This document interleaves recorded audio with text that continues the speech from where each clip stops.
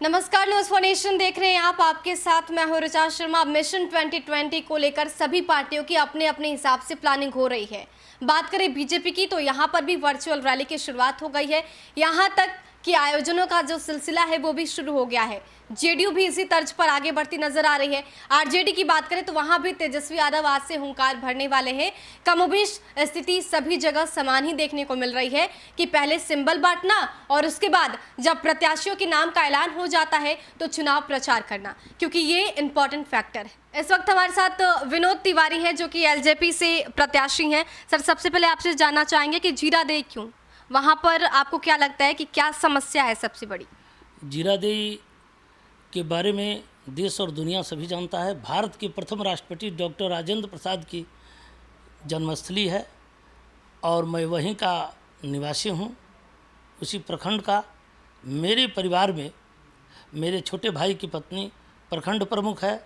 मेरी पत्नी मेरे गृह पंचायत तितरा से मुखिया हैं, प्रखंड के मुखिया संघ की अध्यक्ष हैं। मैं जिला पार्षद हूँ, बहुत पूर्व में जिला पार्षद रहा हूँ और राजनीतिक और सामाजिक कार्यों में शुरू से हम और हमारे परिवार की रुचि रही है। मैं चाहता हूँ इस विधानसभा को लड़ना, जो पहले से मेरी तैयारी है। मैं भारतीय जनता पार्टी का बहुत पहले सिपाही था, पहले से रहा हूँ, जन्मजात जनसंघी था, लेकिन पार्टी ने मुझे ही नहीं, बहुत ऐसे सीटों पर हम जैसे कर्तव्यनिष्ठ, ईमानदार और जो समर्पित कार्यकर्ता हैं उनको टिकट नहीं दिया।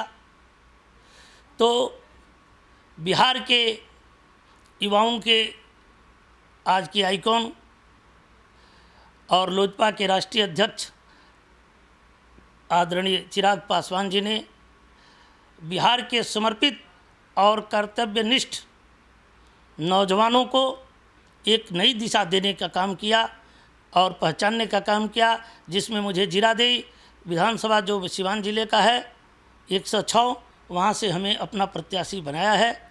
मैं जीरादेई की जनता को एक जवाबदेह विधायक जनप्रतिनिधि बनाने की कोशिश करूँगा, देने की कोशिश करूँगा, ताकि जनता को लगे कि इस जीरादेई विधानसभा में एक ऐसा विधायक बना जो कि जीरादेई के अमन, चैन और विकास के लिए काम करे। यहाँ न जंगल राज दिखे, न नरसंहारों का राज दिखे।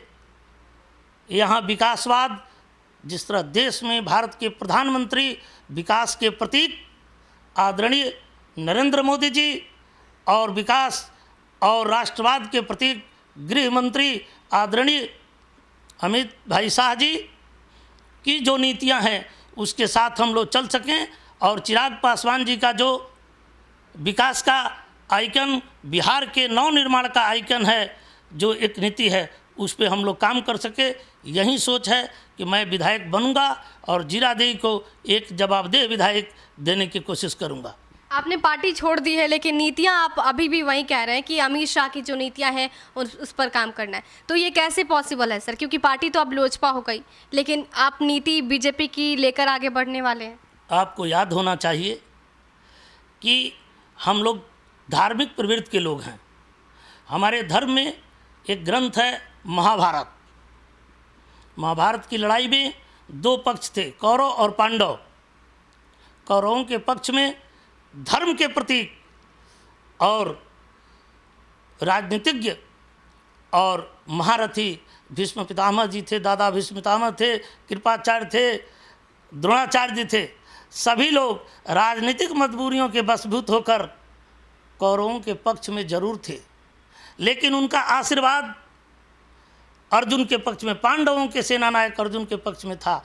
ठीक उसी तरह आपको लगेगा आने वाले 10 नवंबर को इस बिहार की जनता ने तय कर लिया है कि भले ही लोग कुछ भी कहें, जनमानस इस बात को समझ गया है कि लोजप्पा ही भजप्पा है।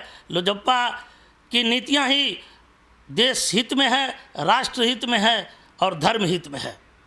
इसी नीति को लेकर मैं चुनाव लड़ूंगा और जीरादेई की जनता को आश्वस्त करना चाहता हूं। मैं एक नारा दे के साथ आश्वस्त चुनाव लड़ूंगा कि विनोद तिवारी का पैगाम शांति, सुरक्षा और सम्मान। बिल्कुल। बात करें जेडीयू की, तो जेडीयू ने भी वहां से सिंबल दिया है, टिकट दिया है। ऐसे में आपको लगता है कि टक्कर जोरदार होगी, क्योंकि सामने जेडीयू और इधर एलजेपी? देखिए, भले ही जेडीयू ने टिकट दिया है, ये अलग बात है। वहाँ सिर्फ मुख्य लड़ाई CPI-ML से है और देखने में दो अलग अलग ध्रुव हैं जेडीयू के और माले के, लेकिन उन दोनों की विचारधारा, उन दोनों प्रत्याशियों का एक है और उससे हमारे जीरादेई की जनता भयभीत है और इससे मुक्ति दिलाने के लिए, इससे अलग रहने के लिए मुझे ज़रूर चुनेगी, ऐसा मुझे विश्वास है।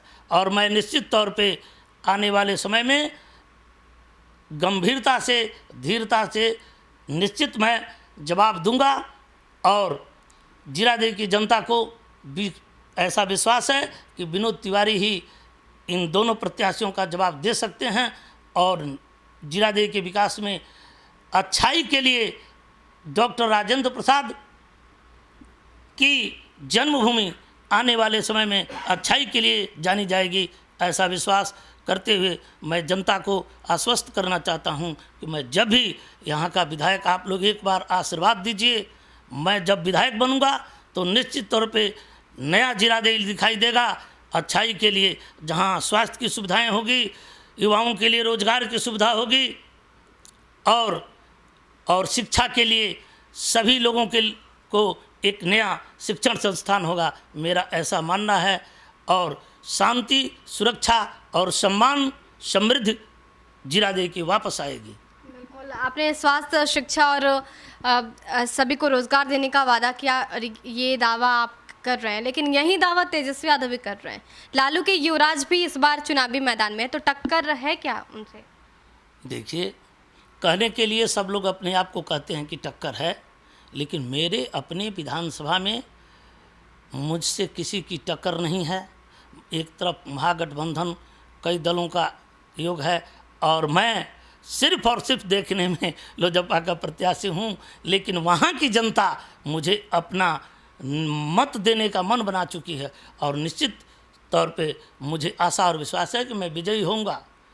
और आपको याद होना चाहिए, इस यहाँ के क्षेत्र की जनता को और देश और प्रदेश की जनता को याद होना चाहिए कि भारतीय जनता पार्टी एक राजनीतिक पार्टी थी, आज भी है, जिसमें लाल कृष्ण आडवाणी जी, अटल बिहारी वाजपेयी जी जैसे लोग का अद्वितीय योगदान था। लेकिन देश को लगा, देश के जनमानस को लगा, पार्टी को लगा कि नया नेतृत्व दीजिए, नरेंद्र मोदी जी को दिया जाएगा, तो दिया गया और देश बदल गया। देश दो बार, जहां एक बार भाजपा को बहुमत नहीं आता था, दो बार लगातार बहुमत आया और आने वाले समय में जनता को विश्वास है कि और अभी लगभग 10 सालों तक किसी की सरकार नहीं आएगी। उसी आशा और विश्वास के साथ भले कितने लोग काम करें, लेकिन विनोद तिवारी को जीरादेई की जनता ऐसा मानती है कि नेतृत्व परिवर्तन होगा और इस बार विनोद तिवारी आएंगे और जीरादेई की समस्याओं का समाधान होगा, ऐसा विश्वास है और मैं उनके विश्वास पर खरा उतरने की कोशिश करूंगा। बिल्कुल। मुख्यमंत्री किसे बनाएंगे? आने वाले समय में मेरे राष्ट्रीय अध्यक्ष, मैं जिस पार्टी से जुड़ा हुआ हूँ, मैं जीत के जाऊँगा। उनकी जो सोच है, उनका जो निर्णय है, उनका जो आदेश होगा वो मान्य होगा और मैं उनके आदेश की प्रतीक्षा करूंगा। आने वाले समय में नया बिहार बनाने में अपना योगदान करूंगा। बिल्कुल। तो ये थे विनोद तिवारी, जो कि एलजेपी से प्रत्याशी हैं जीरादेई विधानसभा सीट पर। अब देखना दिलचस्प होगा कि इन्होंने जो दावा किया, जो वादा किया, उसका असर चुनाव के नतीजों पर कितना पड़ता है। क्या वहाँ की जनता इन पर भरोसा करती है और क्या लोजपा के पक्ष में यानी कि चिराग पासवान को वहाँ की जनता फुल सपोर्ट करती है? फिलहाल के लिए इतना ही।